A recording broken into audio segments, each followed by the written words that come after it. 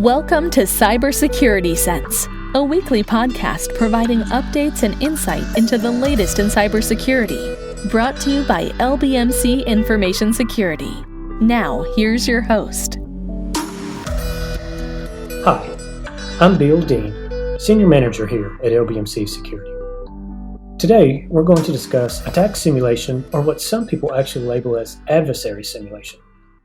We will actually be doing a webinar covering both purple teaming that we discussed in the last podcast and attack simulation on July 18th. Please see the show notes for a link to sign up. We would love to have you there.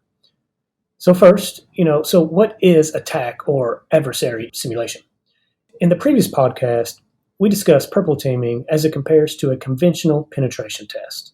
So let's just go ahead and build on that approach, starting with the differences between attack simulation and conventional penetration tests. When comparing a penetration test to the kill chain model that we're all familiar with, the goal of the penetration test typically is to exploit or compromise the network. Many times, the penetration test will stop there. Once the network is compromised, the penetration tester feels that their job is done. This is where the attack simulation or adversary simulation differs.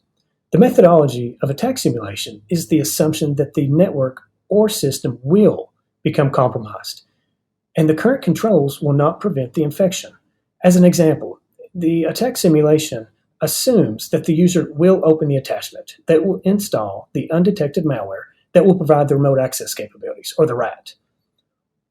The question is, what can the attacker do then? Once they have a foothold into the network, can they escalate privileges? Can they move laterally? Can they exfiltrate data?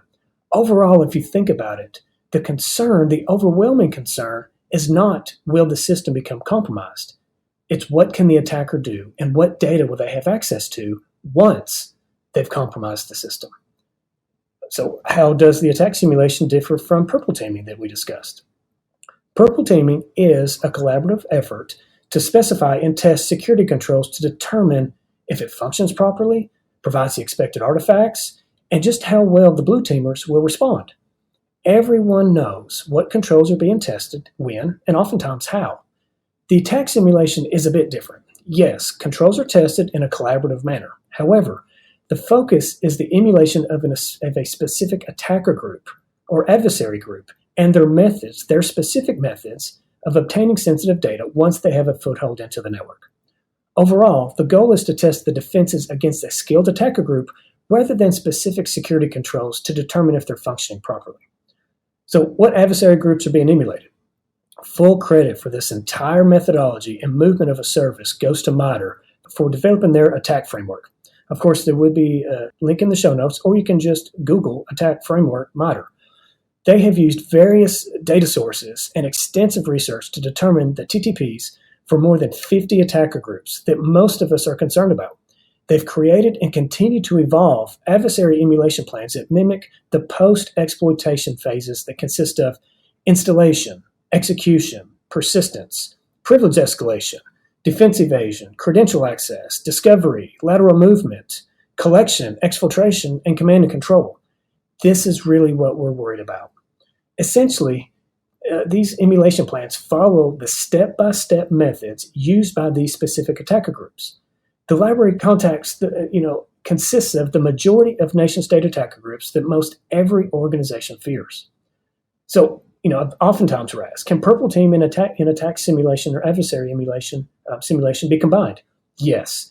The purple teaming and attack simulation exercises can be combined. For example, a portion of the exercise could be dedicated and client-driven to test the desired controls, one or more of these controls, kind of like we discussed in the last podcast. I think we listed 12 or 15 different types of things that can be tested. Yes, that can be part of the engagement. But in addition to those items, adversary emulation can occur for the initial access or execution and maybe persistence of, let's say, the well-known APT19 group. Once the client is improved against those phases of the attack simulation, later engagements can retest those and then move on through the attack simulation. So yes, you can purple team and do attack simulation. It's going to depend on the amount of time that's available, but you can combine those efforts, and that is very common. So just some takeaways. Not all attacker groups target all organizations, and this is very important to understand. The overwhelming majority of the time, The specified targeted attacker groups focus on specific sectors such as healthcare, defense contractors, financial institutions, law firms. They're very specific as to what they're actually after. They focus on defending against the specific adversary groups that would target them. For instance, have you ever wondered how well you could defend against a nation-state attacker group that may target your organization? Well, the attack adversary or adversary simulation service is the best way for you to see just how well you would measure up. Imagine if you could spar with the attacker groups and then get better each and every time without having to worry about actually losing data. That's what the attack simulation and adversary simulation services provide. Some upcoming speaking engagements. I will be speaking I'm keynoting Misty's eSummit on insider threats on July 12th. More info on this will be in the show notes. As I previously mentioned, I'm also going to be giving a Purple Team attack simulation webinar on July 16th, 2018. Would love for you to join so you have the opportunity to ask more questions. So in closing, thank you for listening. Tune in next time for our next topic. As always, if you have a particular topic that you would like to hear in this podcast, please contact me at bdean@lbmcsecurity.com. To learn more about LBMC Security and the services we provide, please visit lbmcsecurity.com. Thank you.